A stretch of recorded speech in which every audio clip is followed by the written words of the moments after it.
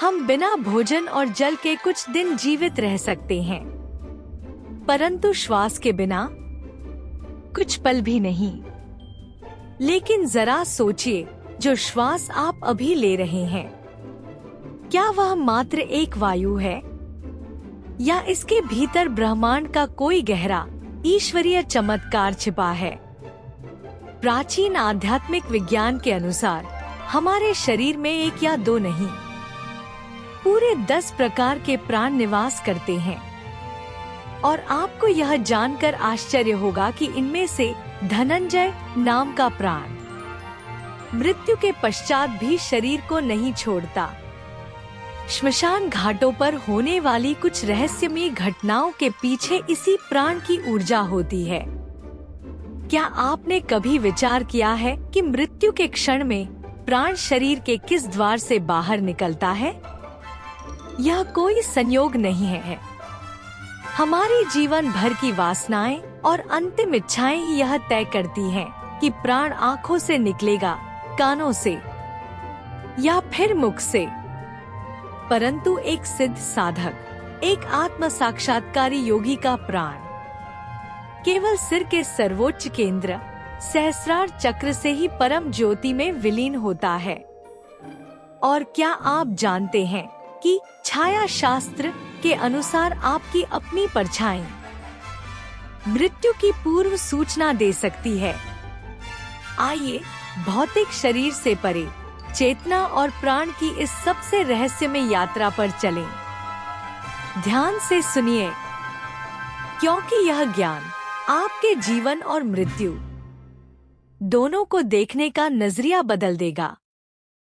प्रश्न 1, प्राणों के विभिन्न प्रकार क्या हैं और आत्म साक्षात्कार में उनकी क्या भूमिका है?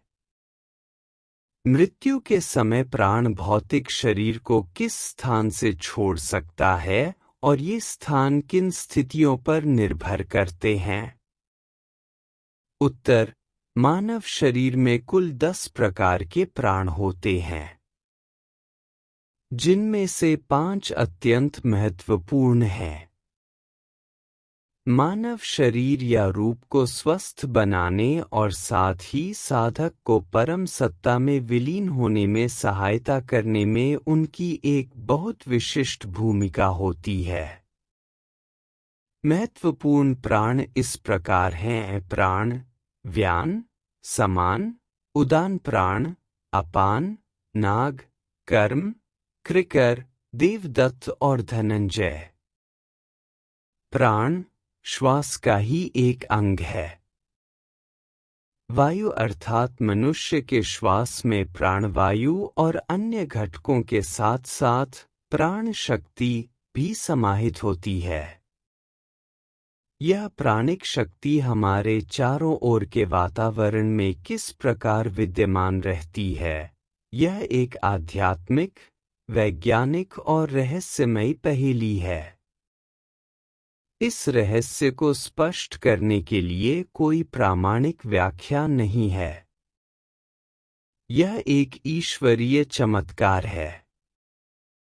कोई भी व्यक्ति भोजन और जल के बिना कुछ समय तक जीवित रह सकता है, परंतु श्वास और प्राणिक ऊर्जा के बिना नहीं।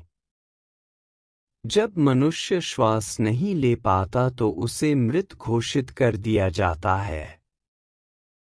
श्वास ही ब्रह्मांड अर्थात बाहरी संसार के साथ संचार का एकमात्र माध्यम है।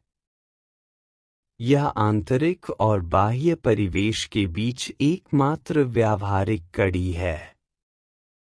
यदि बाह्य परिवेश स्वस्थ न हो तो आंतरिक तंत्र बुरी तरह प्रभावित होता है। नासिका छिद्रों के माध्यम से श्वास को अंदर लेने के पश्चात यह श्वास बन जाती है। कंठ क्षेत्र में स्थित विशुद्धि चक्र पर प्राण इस श्वास से पृथक हो जाता है। यह प्राण आगे चलकर हृदय क्षेत्र में दहारा चक्र पर व्यान प्राण में रूपांतरित हो जाता है। यहाँ से यह मानव तंत्र में वितरित हो जाता है और प्राणिक ऊर्जा के द्वारा शरीर प्रणाली तथा महत्वपूर्ण अंगों को कार्यशील रखता है। श्वास की वही प्राणिक ऊर्जा मणिपुर और स्वादिष्ठान क्षेत्र में समान प्राण में परिवर्तित हो जाती है।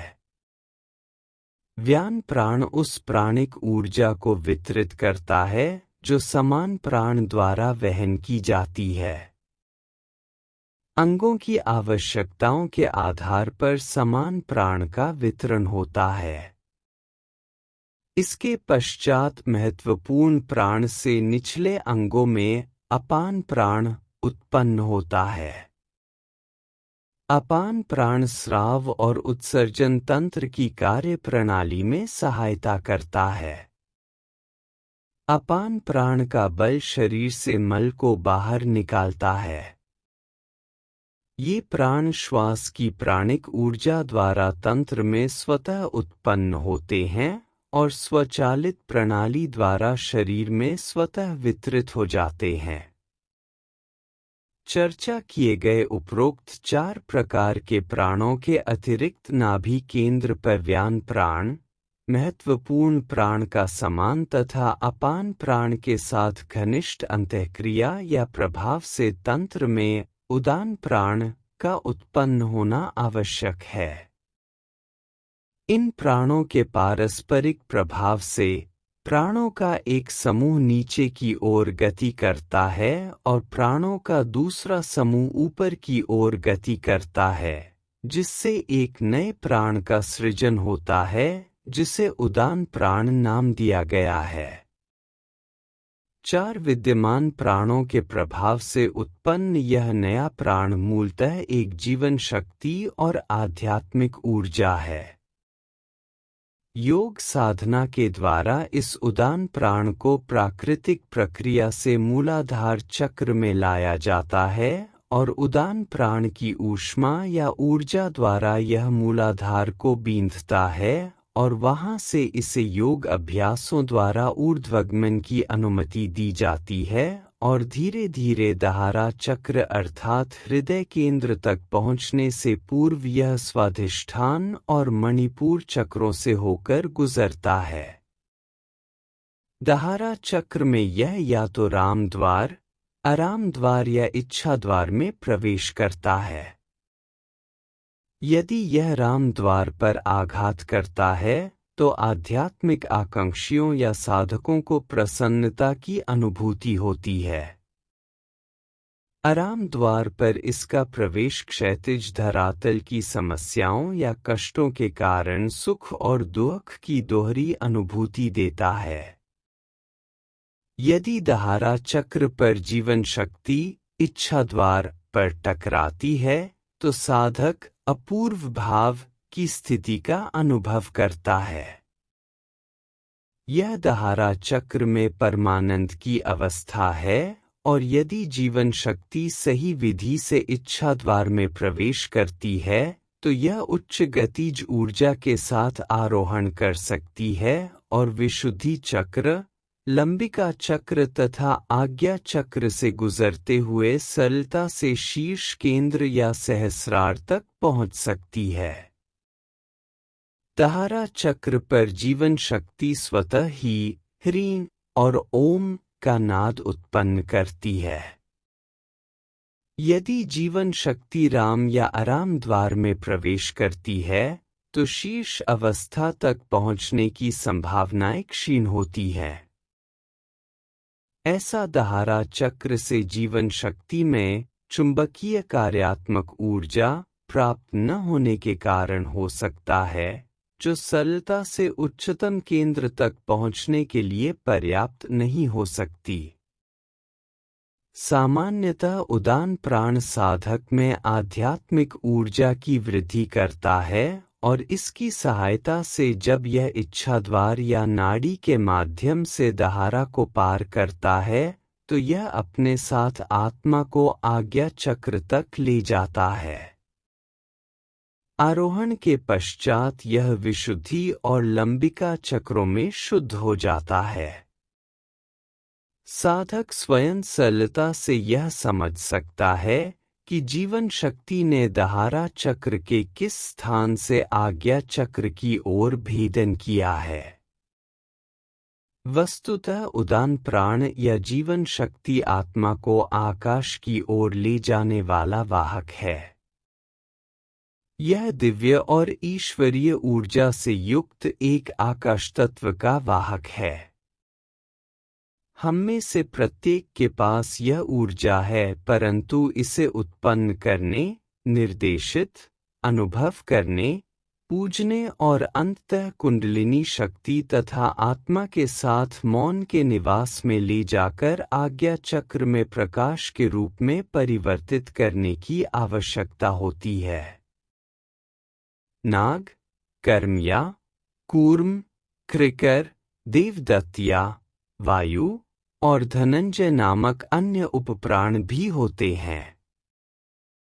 मूलतः शरीर की प्रतिवर्ती क्रियाओं या स्वाभाविक अनैच्छिक क्रियाओं को संपन्न करने के लिए इनकी आवश्यकता होती है, जैसे आंखें बंद करना या खोलना, डकार आदि के द्वारा पाचन तंत्र से वायु को बाहर निकालना और जब तंत्र को वमन करने की आवश्यकता हो तो वमन की क्रिया करना आदि। इन उपप्राणों में धनंजय प्राण अत्यंत महत्वपूर्ण है। उदर क्षेत्र में फंसे हुए इसी प्राण के कारण मृत व्यक्ति का शरीर सूज जाता है और फूल जाता है। चिताग्नि देने से पूर्व या दाह संस्कार से पूर्व शव को भूमि पर रखकर शव को संभालने के दबाव से उदर में फंसी हुई वायु निचले अंगों द्वारा मुक्त हो जाती है और इस प्रकार धनंजय प्राण मृत शरीर को छोड़ देता है। सामान्यतः यह शरीर से सबसे अंत में मुक्त होता है। कभी कभी यदि यह निचले अंगों के माध्यम से मुक्त नहीं होता और इसके बजाय यह फेफड़ों और हृदय की ओर ऊर्ध्वगमन कर जाता है, तो मृत शरीर श्मशान भूमि पर भी और चिताग्नि दिए जाने से पूर्व ही चेतना प्राप्त कर लेता है। ये दुर्लभ मामले हैं, लेकिन व्यावहारिक रूप से ऐसा होता है और इसकी सूचना भी दी गई है तथा विधिवत प्रलेखन भी किया गया है। यह सब धनंजय प्राण के चमत्कारों के कारण है।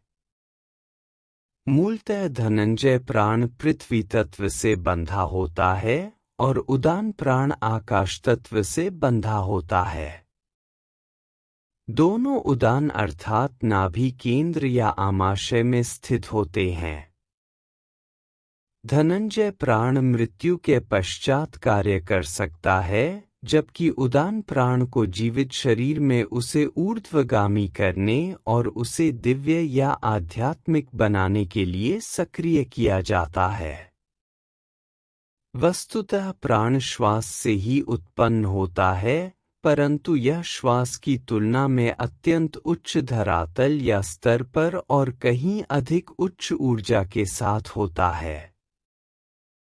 मृत शरीर के लिए प्राण भोजन के साथ मिल जाता है और आंशिक रूप से पचे हुए या अपचे भोजन के साथ आमाशय में फंस जाता है और व्यक्ति की मृत्यु के पश्चात यही धनंजय प्राण के रूप में कार्य करता है और कभी-कभी श्मशान घाटों पर भी इसकी उपस्थिति अनुभव की जाती है।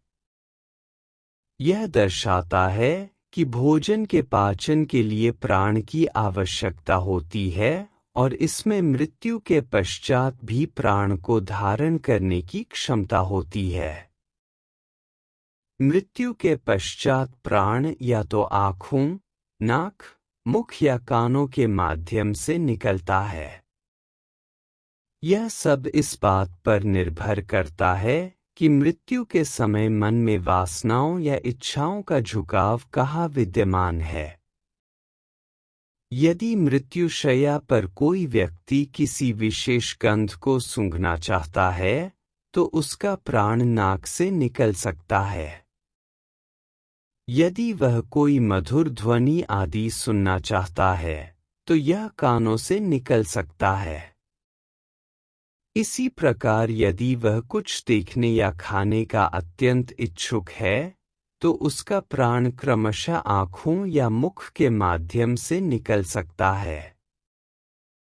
परंतु यदि एक उन्नत आध्यात्मिक आकांक्षी अपने प्राण को आज्ञा चक्र तक लाने में सक्षम हो जाता है तो यह निश्चित है कि उसका प्राण केवल शीर्ष केंद्र के माध्यम से ही निकलेगा और शरीर में कहीं और से बाहर नहीं निकल सकता। योगियों के लिए प्राण प्रकाश के रूप में शीर्ष केंद्र से निकलता है और परम ज्योति में विलीन हो जाता है।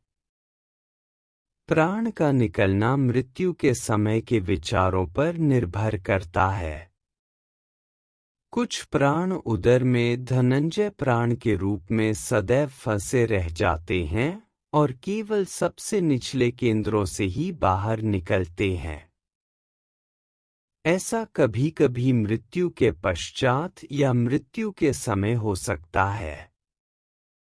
उपरोक्त के अतिरिक्त एक शास्त्र है जिसे छाया या प्रतिबिंब शास्त्र के नाम से जाना जाता है। छाया की सहायता से कोई भी व्यक्ति कम से कम 6 महीने पूर्व यह भविष्यवाणी कर सकता है कि कोई व्यक्ति कब इस संसार से विदा लेने वाला है। आध्यात्मिक रूप से उन्नत आत्मसाक्षात्कारी योगियों के लिए सूर्य के प्रकाश में उनके भौतिक शरीरों की कोई छाया या परछाई नहीं बनती। वे योग अभ्यासों द्वारा पूर्णतः प्रकाश से युक्त हो जाते हैं। यद्यपि वे केवल भौतिक शरीरों या रूपों में ही दिखाई देते हैं। संक्षेप में, प्राणों के प्रकार, उनके महत्व और कार्यों पर प्रकाश डाला गया है। प्राण शरीर को किस स्थान से छोड़ता है और मृत्यु के समय किसी विशेष इंद्रिय से प्राण के निकलने की परिस्थितियां क्या होती हैं? किसी साधक के लिए सर्वोच्च उपलब्धि वह होती है जब मृत्यु के पश्चात उसका प्राण शीर्ष केंद्र या सहस्रार से निकलता है और वह जानता है कि वह संभवतः कब शरीर त्यागने वाला है।